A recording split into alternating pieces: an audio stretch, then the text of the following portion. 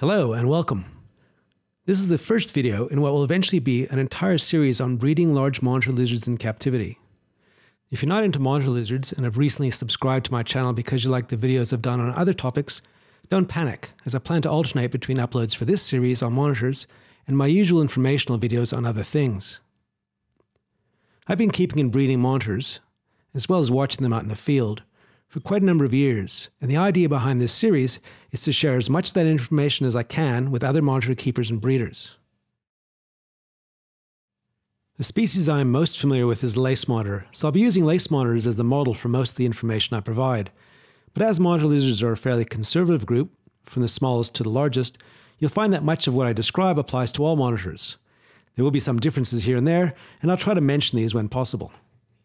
As this series is on breeding monitors rather than keeping them, I'm going to assume that most of you are likely to have a handle on basic monitor lizard care, so I'm not going to go into too much detail on husbandry except where it specifically pertains to breeding them. For now, the most important thing you need to know about how I keep my monitors is that I house them indoors. Most sensible people keep their lace monitors in large outdoor enclosures like these, or they keep small species indoors.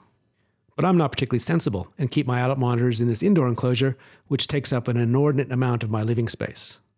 My monitors being housed indoors will influence some of the content of these videos, specifically when I talk about the timing of certain reproductive events, because indoor monitors have access to warm sunny days throughout the breeding season, whereas monitors housed outdoors can be subject to variable weather conditions. So if I say that a particular event happens after a specific number of days, keep in mind that the timing may be different for animals housed outdoors. The two other things you need to know about my enclosure are that it's right next to my sofa, and it's much larger than my TV set. This means that I often spend more time watching the monitors than I do my TV, and that has allowed me to learn a fair bit about them. That close proximity has also helped to get these monitors very habituated to my presence. And to give you an idea of how habituated they are to me, watch how they casually walk into my camera lens while I was recording their mating behavior in this clip.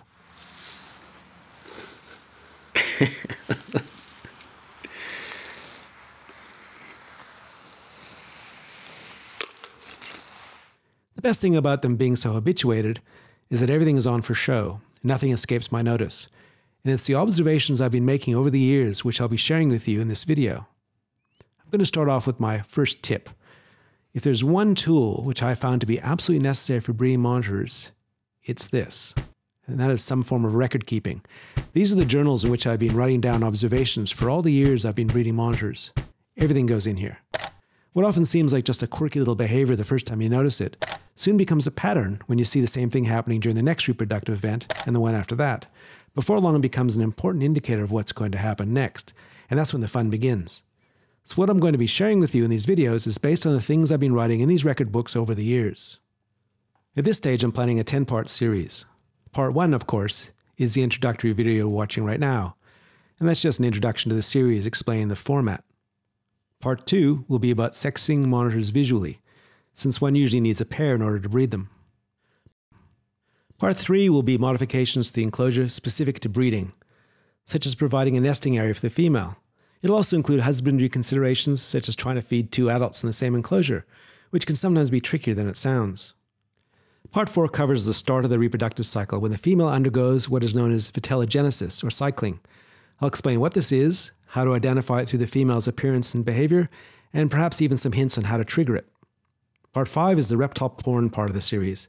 This is when we get down to the nitty-gritty, how monitors mate, what is normal behavior, how often they mate, and how long the mating period usually lasts. Probably not suitable for work unless you work in a zoo, and something you don't want your friends to know you watch anyway, as you just look creepy. Part 6 covers ovulation. This is probably the most poorly understood part of the reproductive cycle, but is a really important one to recognize, so I'll explain why it is important and how to spot it when it happens.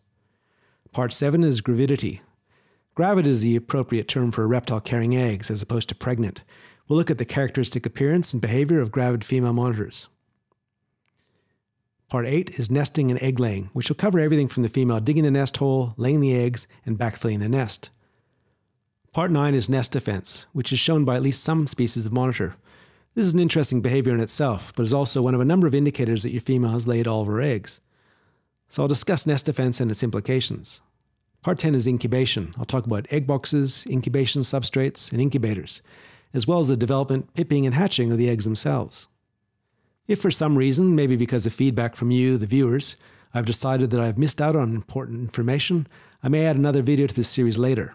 If that's the case, I'll add a part B after one of the numbers and make sure the video is in the right order in the playlist. As mentioned earlier, I'll also take the occasional break from this series to do a video on something else. Not all of my subscribers are into monitors, so I don't want to completely disenfranchise them. This doesn't mean I've stopped the series. Now, if you want to be notified of when new videos are posted, please click the subscribe button below the video.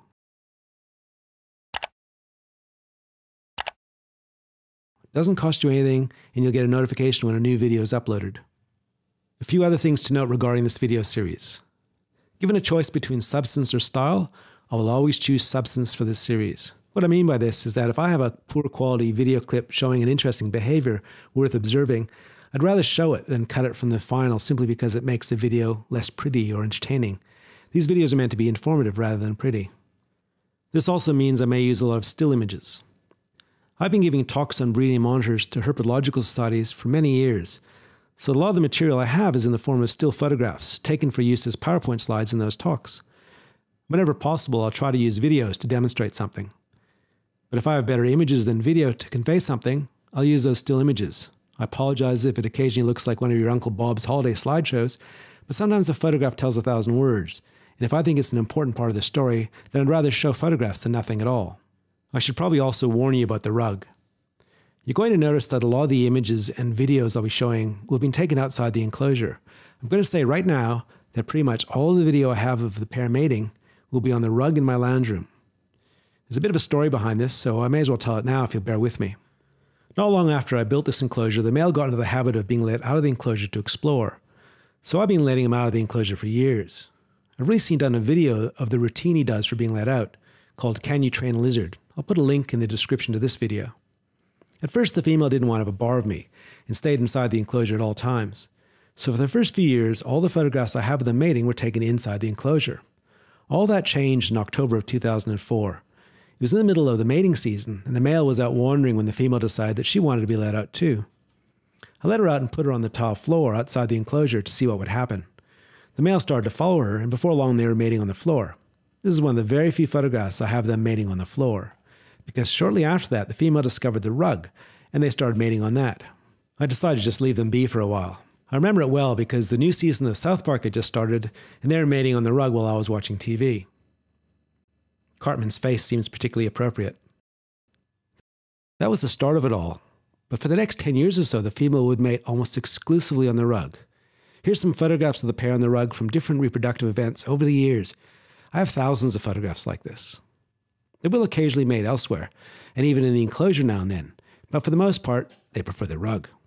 I currently have my male paired with another unrelated female, and she soon followed the same pattern as the previous female, preferring the rug.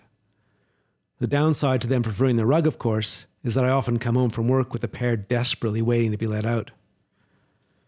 I did say earlier that this is one of the very few photographs I have of the pair mating on the floor.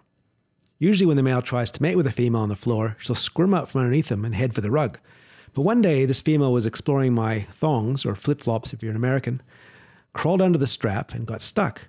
When the male found her like that and tried to mate with her, the rubber sole stopped her from being able to slip out from underneath him, and I ended up getting this funny photograph. Whether you like to call them flip-flops or thongs, in this instance it doesn't really matter because she's wearing a flip-flop like a thong. So be forewarned, expect a lot of strange photographs and videos in this series, a lot of them on the rug, on the floor, all sorts of places. Once again, if you're interested in following this series, just click the subscribe button now and let the fun begin.